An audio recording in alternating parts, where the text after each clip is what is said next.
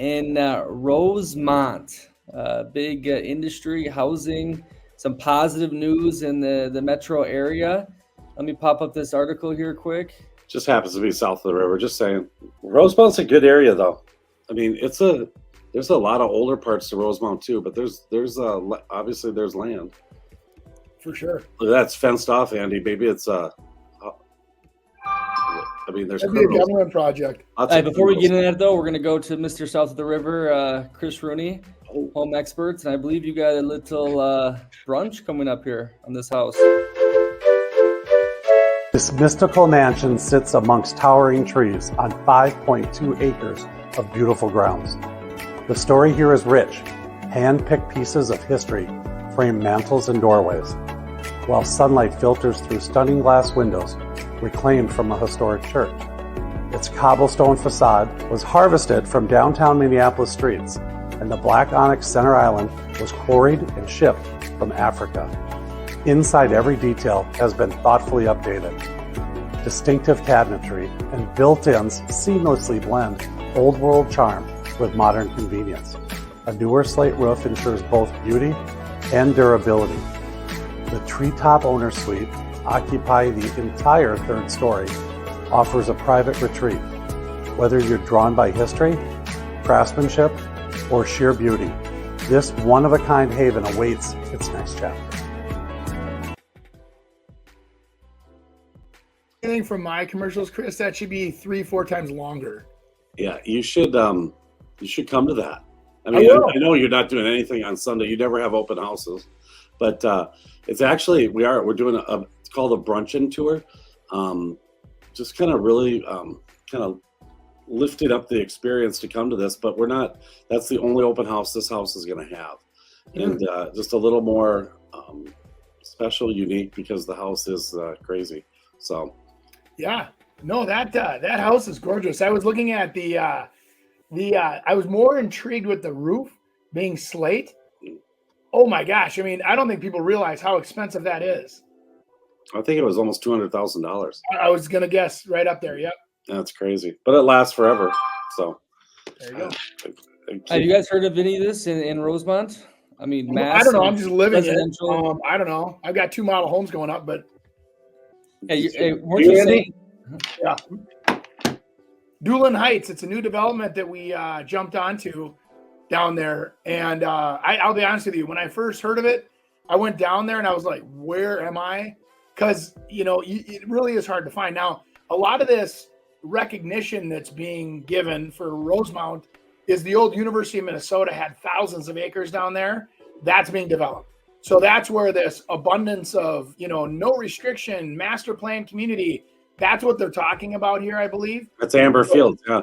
It's basically a gigantic field that was donated to them that they sold now. Yeah. And so it's being developed, and it man, watch out. It's awesome.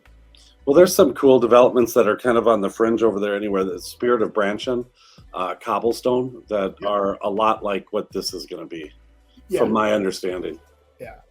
Kind of those are, more of an association type monster complex and involving, getting commercial out there and Meta, so Facebook, Instagram, and then FedEx. They're building a distribution center there.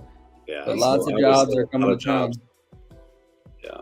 Yeah, you sure hope so. I know those, like the Meta probably is a bunch of computers, so it's got 6 people running a 1 million square foot facility. But yeah. Rosemount is I like Rosemount. Actually, their schools are really good too. A lot of people. Notice the no parking. What's that? I said, notice the no parking on the commercial spot. Yeah, that is awesome. That's funny. You know what, Andy? Because they have all underground garages. That's why. Of course, I should have thought of that. Oh, so you're right, Andy. 4,700 square feet. That's what that whole area was. That University of Minnesota area. There's some really cool things out there, like how they used to have all those big steel concrete barriers out there. For if it was to get bombed and stuff. I mean, it's pretty interesting. It's been there a long time. I think there was actually more than the 400 acres that they purchased. The Maplewood Development guys did. I think there was thousands, if I'm not mistaken. It was huge. Yeah, 4,700 square feet or 4,700 acres, I think it says. Hey, Andy, what do you think about these national home builders coming in there and building? Do you like them? Well, I think they build attainable housing, so that the people that are, down in that area, I do. So our analysis of that area was currently there's a lack of high-end homes being built in that area. So that's why we felt there was a niche for us to fit into. The per square foot 2-story is going to be knocked out of the park, and they're going to be so competitive on that stuff. The nationals are as I call them, the big Wall Street builders, but they produce a product that people need, right? It's like, how can you be picky when you can't afford anything, right? So it's like, so now you have attainable, meaning that you can afford the payments, the ratios are correct. They produce a product that is needed. But one thing that they're not really hitting on, at least that I'm unaware of, there's not really a high-end pocket within this development. It's really designed to be attainable, and everything from apartments to townhouses to affordable single family. There's not a ton of the high-end, like Evermore was a development down there that I was involved with years ago, where they were a state kind of. I helped a couple of my clients buy houses down there, and that just never quite made it though. I mean, they started adding Evermore to smaller houses. Yep, it's a little south. Yeah, it was just a little far out, but I don't think it's that far out anymore. And I don't know. I think it's interesting too, Nick, when you ask Andy about those Lennar Pulte and M&I, David Weekley. That's why other builders tend to kind of move in those areas. Number one, they've done all the research saying that that's a good spot, but it's also an option for them to go against those kind of builders, be able to get more customization. So people are coming out there now, hey, we've got a choice to kind of move them over to here. And so that's almost like an advantage, because it's not, I think people are going to buy more into whatever that Amber Fields is going to be called, is more about a community versus, who's really building in there. It's kind of like, hey, if you want to be an Amber, you got to pick one of these. But now it's like, you know what, this is a real nice area. Let's go over and talk to Andy at Eternity. Sure. And then all of a sudden we have a house, maybe it's, $50,000, $100,000 more expensive, but you're getting the quality level that you can't get, or the customization that you can't get. And so there is a niche for sure for our building product that we're putting in down there. Just out of sheer, people want to change things, customize, whatever it is. Big walk-in tile showers are so popular right now. And, putting the car wash style, that seems to be a real hit right now. So yeah, it just reminded me of something. I have to type it out or else I'll forget. So Andy, you're helping me on my forgetfulness. Well, thank you. I think. Yeah.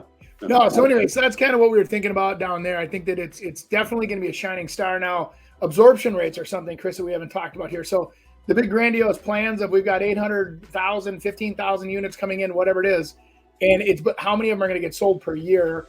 And so my only concern that I have as a guy that's involved in that community is the concern that, okay, so now there's 300 model homes that are built and none of them are selling. And then they start the liquidation game or they whatever. That's where there's a downside to having so much happen at one time as well.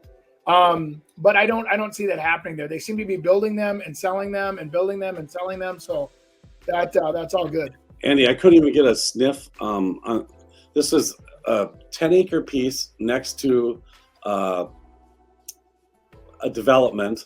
So obviously water and sewer and everything. There were some restrictions because of being by water and stuff, and we couldn't even get a sniff at $1 million. We were trying to get $1 million for 10 acres, which is 100,000 an acre before you develop, which is really high. He got 2 phone calls, and 2 people are willing to pay that money, which is crazy. But it's like a smaller group. It's almost like it's some more custom type builders trying to just grab something. Right, exactly. And so they're going to overpay a little for it. So you have to. There's a pro and a con to everything, guys. Just like, saying, oh, everybody loves Amazon. Well, all of a sudden, Amazon's the only player in town because all the little guys went out of business. Well, guess what? Now prices will go up. And if you think that's not true, what do you think the whole concept of an investment is about? Making a return on your investment. They want more profit. They just can't get away with it.